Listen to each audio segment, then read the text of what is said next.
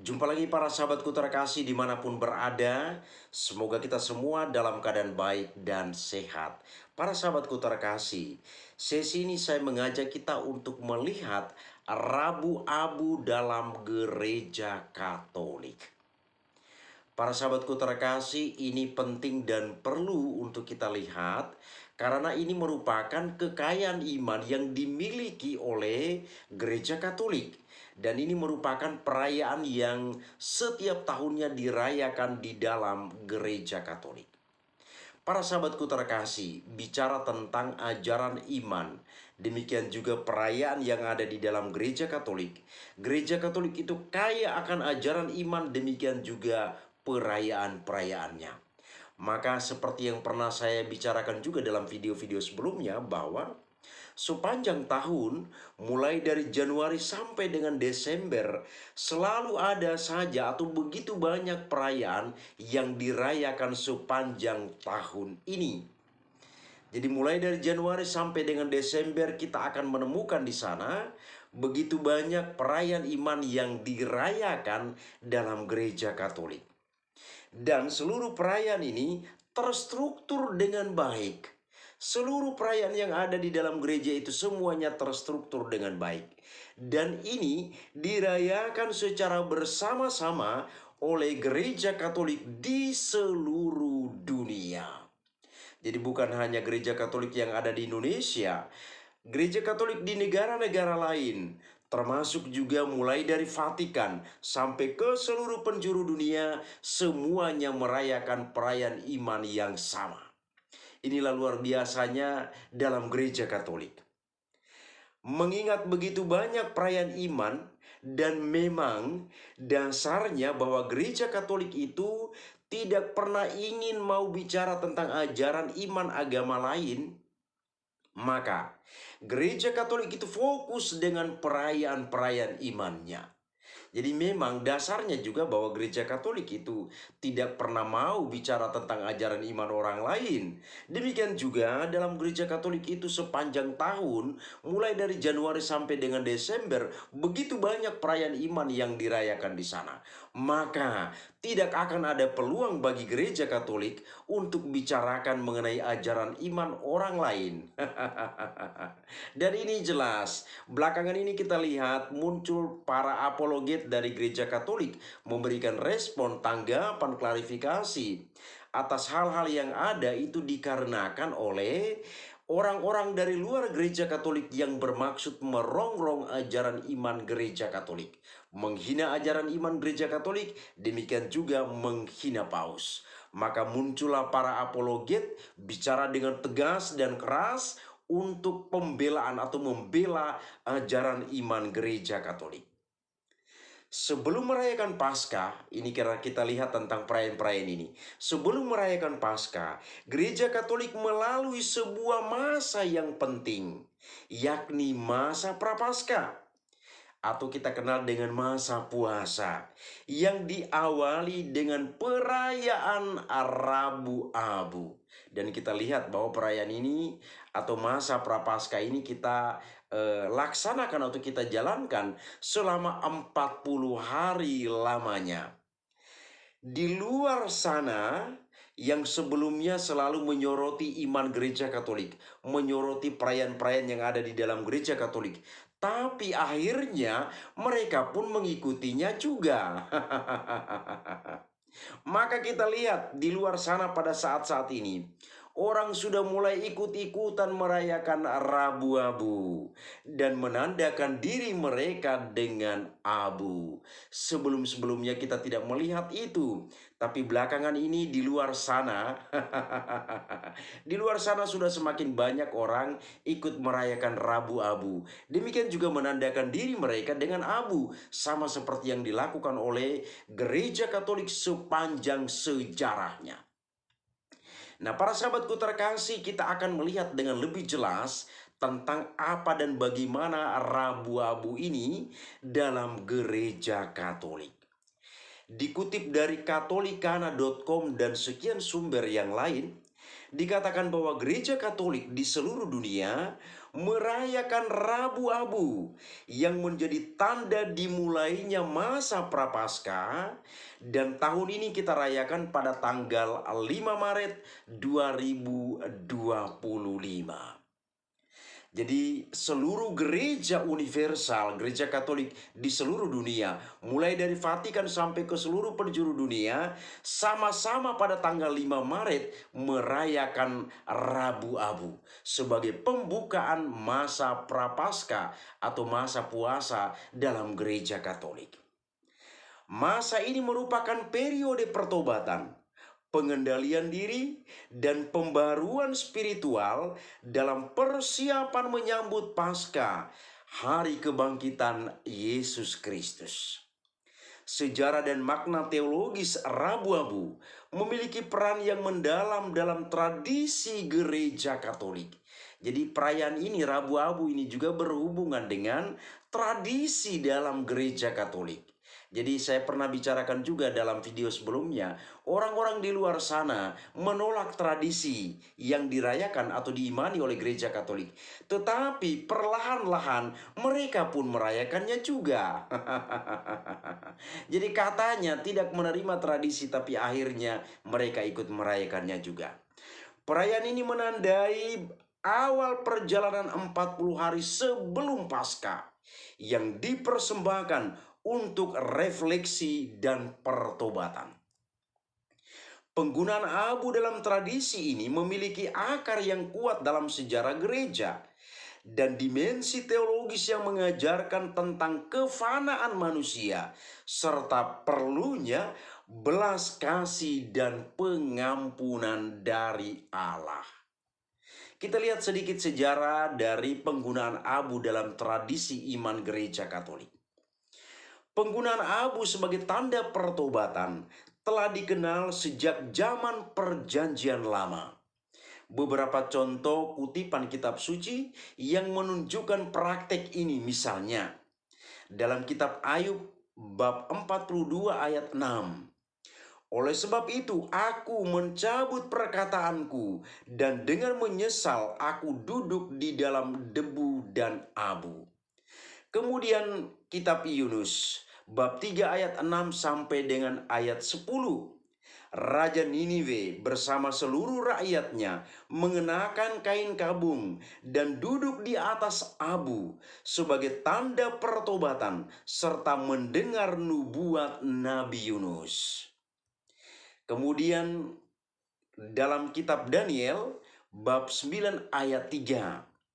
Nabi Daniel berpuasa mengenakan kain kabung dan menaburkan abu sebagai ungkapan doa dan pengakuan dosa bangsanya. Para sahabatku terkasih, penggunaan abu ini melambangkan kerendahan hati di hadapan Allah dan pengakuan atas keterbatasan manusia. Jadi abu itu bukan asal dikenakan atau asal dipakai, tetapi ada makna atau ada simbol yang mau diambil dari hal ini. Dalam perkembangan gereja perdana, pertobatan dilakukan secara publik. Orang-orang yang melakukan dosa berat diwajibkan menjalani masa penitensi yang panjang sebelum diterima kembali dalam komunitas gereja. Beberapa fase penting dalam sejarah Rabu Abu meliputi: pertama, abad kedua hingga abad keempat, masa Prapaskah mulai berkembang sebagai persiapan bagi para katekumen yang akan dibaptis pada malam Paskah. Yang kedua, abad kelima hingga abad keenam, penitensi publik semakin terstruktur dengan umat yang berdosa diwajibkan mengenakan kain kabung dan ditaburi abu serta dilarang mengikuti ekaristi hingga masa pertobatan selesai. Ketiga, abad ke-8 hingga abad ke-10, penggunaan abu dalam liturgi gereja diperluas, tidak hanya untuk mereka yang menjalani penitensi publik, tetapi untuk semua umat beriman. Dan yang keempat, abad ke-11, Paus Urbanus yang kedua resmi menetapkan penerimaan abu pada Rabu pertama masa Prapaskah bagi seluruh umat Katolik, menjadikannya bagian integral dari kalender liturgi gereja. Maka kita perhatikan juga para sahabatku terkasih, dalam kalender liturgi itu memang seperti yang kami katakan di atas, mulai dari Januari sampai dengan Desember, seluruh perayaan itu sudah terstruktur dengan baik di dalamnya.